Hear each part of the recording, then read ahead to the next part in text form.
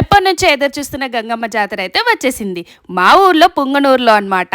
సుగుటూరి గంగమ్మ జాతర అయితే 2 డేస్ చేస్తారు. ఫస్ట్ డే అయితేనేమో అమ్మవారిని ప్యాలెస్‌లో ఉంచేసి దర్శనాలన్నీ చూపిస్తారు. ఆ తర్వాత సాయంత్రం పూట 7-8 అయితే అమ్మవారిని ఊరేగింపు కోసం అయితే ఊరంతా తిప్పుతా ఉంటారనమాట. చాలా మంది వస్తారు. ఇసిగేస్తే రాలనేంత జనాలైతే వస్తారనమాట. చాలా సెక్యూరిటీ ఉంటుంది. నేనైతే అతి కష్టంగా అయితే వీడియోస్ అయితే తీసుకున్నాను.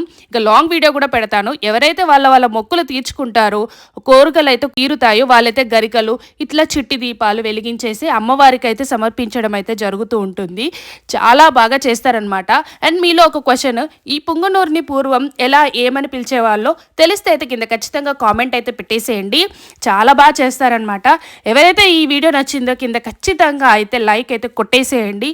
అండ్ పుష్ప 2 మూవీలో అయితే మీరు చూసే ఉంటారు గంగమ్మ జాతర ఎలా చేస్తారో, సేమ్ అలాగే అనమాట. ఉంటారండి, బాయ్.